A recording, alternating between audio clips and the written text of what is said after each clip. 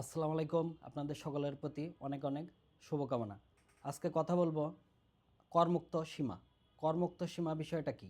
আপনার যে আয় অতিক্রম করলে সরকারকে অবশ্যই ট্যাক্স বা কর দিতে হবে, সেটাই হচ্ছে করমুক্ত সীমা। কোন ব্যক্তির ক্ষেত্রে করমুক্ত সীমা কত সেটা যদি বলি, যদি কোনো ব্যক্তি সাধারণ পুরুষ হয়, অর্থাৎ যে ব্যক্তি কোনো পুরুষ মানুষ, সাধারণ পুরুষ মানুষ, তাহলে তার যদি বাৎসরিক যে আয় সেটা যদি ৩,৫০,০০০-এর অধিক হয়, তাহলে অবশ্যই সরকারকে একটা ন্যূনতম ট্যাক্স দিতে হবে। আর তারপরে যত বেশি তার আয় হবে তত বেশি তাকে ট্যাক্স দেওয়া লাগবে। এরপরে কোনো ব্যক্তি যদি সাধারণ নারী বা ৬৫ ঊর্ধ্ব বয়স্ক কোনো পুরুষ হয়ে থাকে, তাহলে তার ক্ষেত্রে ৪,০০,০০০ টাকা পর্যন্ত করমুক্ত সীমা। অর্থাৎ ৪,০০,০০০ টাকার নিচে যদি তার আয় হয়, তাহলে আর তার সরকারকে কোনো প্রকার ট্যাক্স বা কর দিতে হবে না। এছাড়া কেউ যদি তৃতীয় লিঙ্গ এবং প্রতিবন্ধী হয়, সেক্ষেত্রে ৪,৭৫,০০০ টাকা পর্যন্ত করমুক্ত সীমা।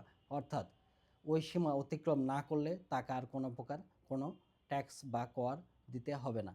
এছাড়া গেজেটেড মুক্তিযোদ্ধার ক্ষেত্রে ৫,০০,০০০ টাকা পর্যন্ত করমুক্ত সীমা। অর্থাৎ কোনো গেজেটেড মুক্তিযোদ্ধা যদি ৫,০০,০০০ টাকা পর্যন্ত তার আয় থাকে, তো সেক্ষেত্রে তার কোনো প্রকার কোনো সরকারকে ট্যাক্স বা কর দিতে হবে না। অর্থাৎ আবার যদি আমি এক নজরে বলি, তাহলে সাধারণ ব্যক্তির ক্ষেত্রে ৩,৫০,০০০ টাকা এর নিচে যদি তার আয় থাকে, তাহলে তাকে কোনো প্রকার ট্যাক্স বা কর দিতে হবে না।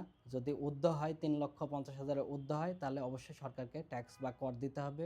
কোনো নারী হলে সেক্ষেত্রে ৪,০০,০০০ টাকা, কোনো গেজেটেড মুক্তিযোদ্ধা হলে সেক্ষেত্রে ৫,০০,০০০ টাকা, তৃতীয় লিঙ্গ এবং প্রতিবন্ধী হলে সেক্ষেত্রে আপনার ৪,৭৫,০০০ টাকা পর্যন্ত করমুক্ত সীমা। আশা করছি করমুক্ত সীমা আপনারা বুঝতে পারছেন। আপনাদের সবাইকে অনেক অনেক শুভেচ্ছা এবং ভালোবাসা রইল। ধন্যবাদ সবাইকে।